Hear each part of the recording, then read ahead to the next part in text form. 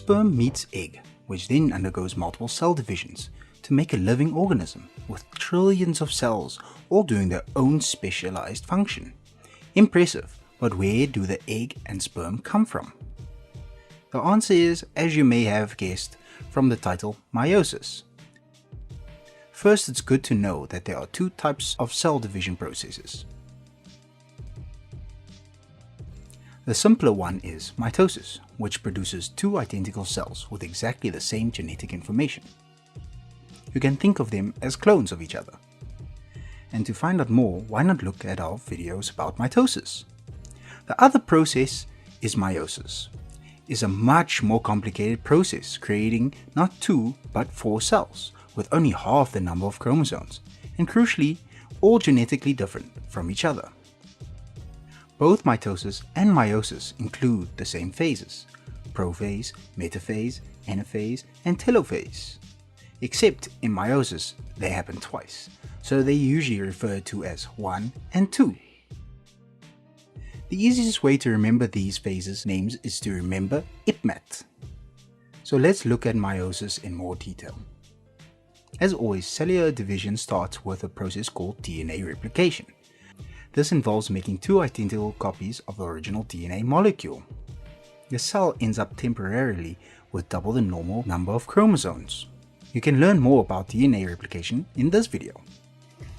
In prophase 1, the duplicated chromosomes join up with the pair from the other parent, so the mother's pair bind with the father's pair, forming a group of 2 chromosomes called homologous chromosomes.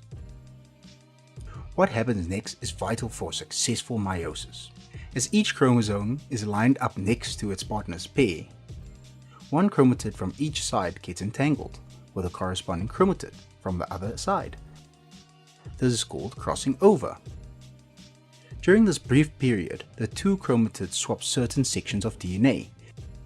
This is called recombination. The sections that they trade correspond to the same location, so that each chromatid retains the correct number of genes. Recombination is really important because it creates variety. The new cells aren't identical to the other parents, and they also are different to one another as well. They are new genetic combinations. In fact, that's the whole point of sexual reproduction. It increases genetic variability.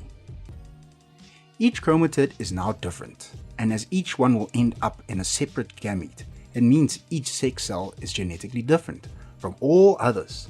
This explains why brothers and sisters are different despite having the same parents. Only identical twins have the same genetic makeup, as they both originate from the exact same egg and sperm. Now back to meiosis. Next comes metaphase 1.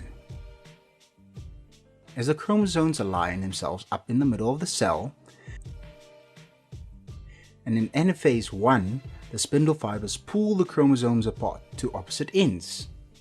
Then during telophase 1 and cytokinesis, the cell pinches apart in the middle, and the nuclear membrane reforms around the 2 new daughter cells. That's the end of meiosis 1. Now for part 2. We start with our recombined daughter cells, each still with 46 chromosomes, but sperm and egg cells only have 23 chromosomes, so we need to cut these cells in half. Here goes a second round of division. The process is exactly the same as before, except that there is no DNA replication. We start straight with prophase 2, with chromatin clumping again to form chromosomes. Then a line in the middle of the cell during metaphase 2, and chromatids are pulled apart during anaphase 2 by the spindle fibers. Telophase and cytokinesis pinch the cells together, with 4 new granddaughter cells being formed. The end of meiosis gives us 4 different sex cells, each with only 23 chromosomes, ready for future fertilization. But that's a story for another video.